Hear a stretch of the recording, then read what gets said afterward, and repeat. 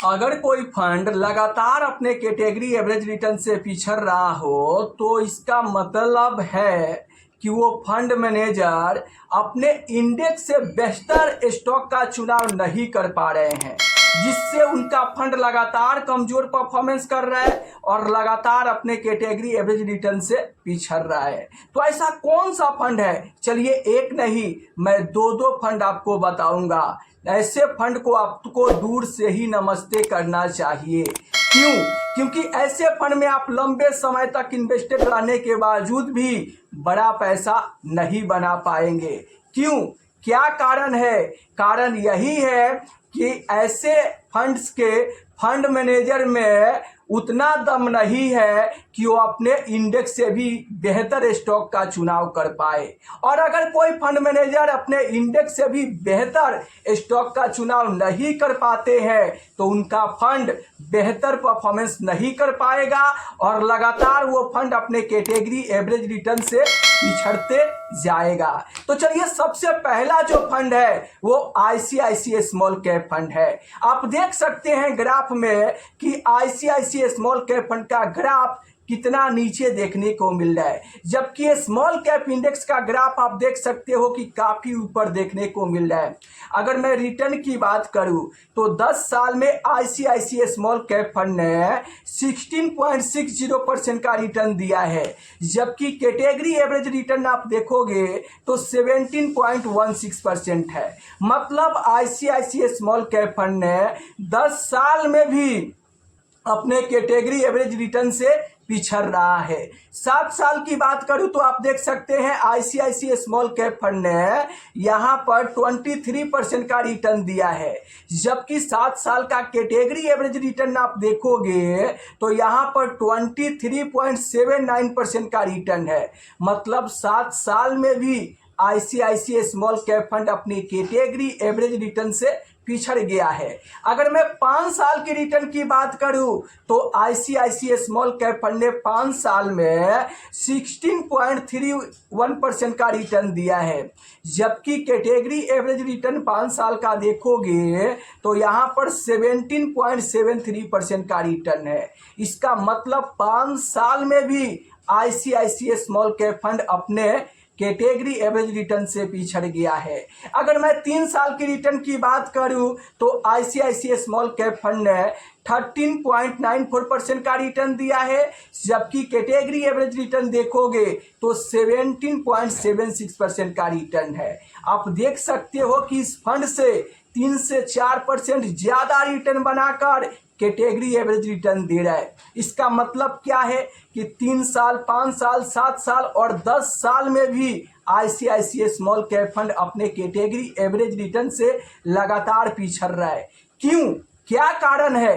कारण यही है कि फंड मैनेजर अपने इंडेक्स से भी बेहतर स्टॉक का चुनाव नहीं कर पा रहे हैं, जिसके चलते इनका फंड बेहतर परफॉर्मेंस नहीं कर पा रहा है और बेहतर रिटर्न बनाकर नहीं दे पा रहे हैं, जिससे इनका फंड लगातार कैटेगरी एवरेज रिटर्न से पिछड़ रहा है। और अगर मैं यहां पर एक्सपेंस रेशियो की बात करूं तो आप देख सकते हैं आईसीआईसीआई स्मॉल कैप फंड का एक्सपेंस रेशियो डायरेक्ट प्लान का 1.18% है। मतलब फंड मैनेजर खर्चा तो ज्यादा ले रहे हैं इन्वेस्टर से, लेकिन रिटर्न बेहतर बनाकर नहीं दे रहे हैं। तो अगर किसी फंड का एक्सपेंस रेशियो ज्यादा हो और वो फंड लगातार अपने कैटेगरी एवरेज रिटर्न से 5 साल, 7 साल, 10 साल में भी पिछड़ रहा है तो वैसे स्मॉल कैप फंड को आपको दूर से ही नमस्ते करना चाहिए।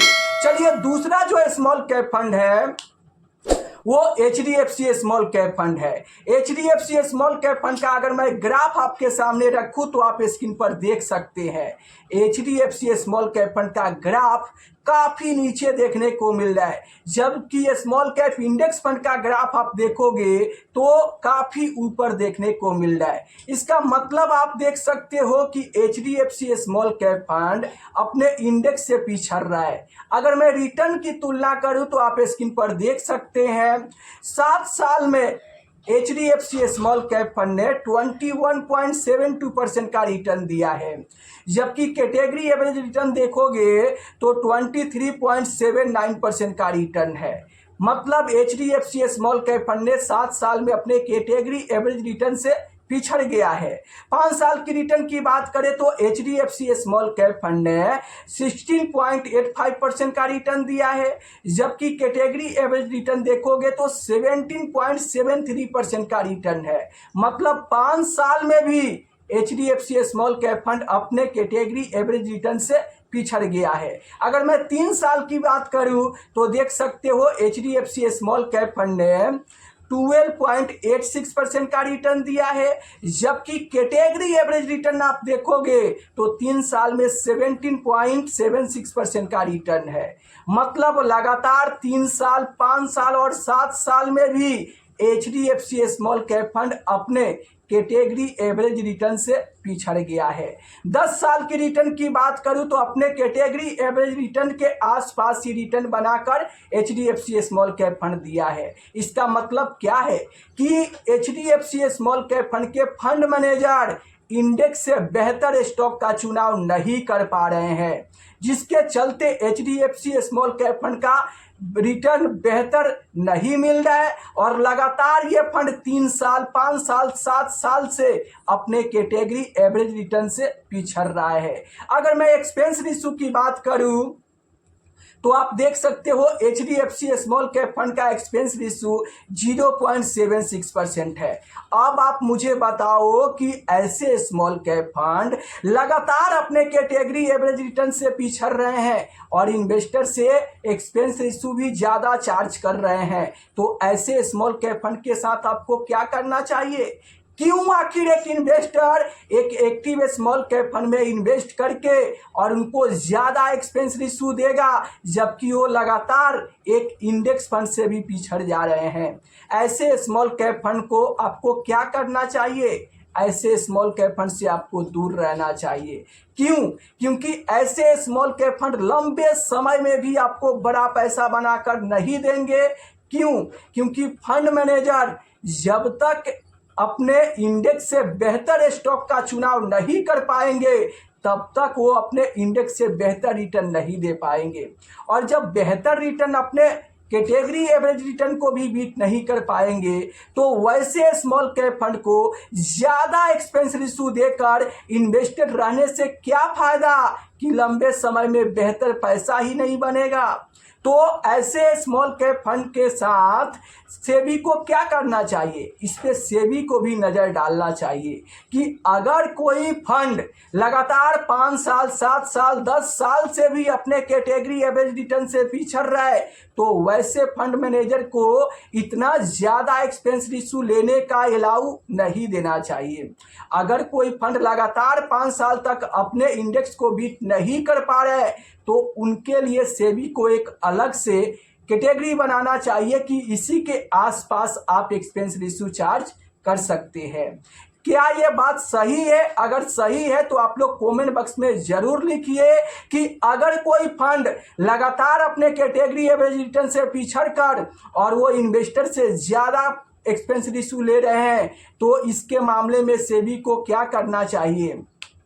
वैसे फंड मैनेजर का एक्सपेंस रेशियो लेने पर रोक लगानी चाहिए या फिर क्या करना चाहिए? आप लोग अपनी राय इस बारे में नीचे कमेंट बॉक्स में ज़रूर दीजिए। मेरा मानना है कि अगर कोई भी फंड लगातार 5 साल तक अपने कैटेगरी एवरेज रिटर्न को बीट नहीं कर पाता है तो वैसे फंड मैनेजर को ज़्यादा एक्सपेंस रेशियो चार्ज करने का कोई हक नहीं बनता है। क्यों? क्योंकि वो जब बेहतर रिटर्न बनाकर नहीं दे पा रहे हैं, लगातार अपने कैटेगरी एवरेज रिटर्न से पिछड़ जा रहे हैं, तो फिर इन्वेस्टर से ज़्यादा एक्सपेंस रेशियो चार्ज करना उनका कोई हक नहीं बन रहा है। फिर भी बहुत सारे स्मॉल कैप फंड है, बहुत सारे म्यूचुअल फंड है जो लगातार अपने कैटेगरी एवरेज रिटर्न से तो पिछड़ रहे हैं लेकिन इन्वेस्टर से ज़्यादा एक्सपेंस रेशियो चार्ज करके और वो ज़्यादा मोटा पैसा कमा रहे हैं। तो दोस्तों इस वीडियो को इतना शेयर कीजिए और इस पे आवाज़ उठाइए ताकि ये बात सेबी के कानों तक पहुँचे और सेबी भी इस पे सुनवाई करे, और अगर कोई फंड लगातार 5 साल 7 साल तक अपने कैटेगरी एवरेज रिटर्न को बीट नहीं कर पा रहा है तो वैसे फंड मैनेजर को इतना ज़्यादा एक्सपेंस रेशियो चार्ज करने से रोका जाए।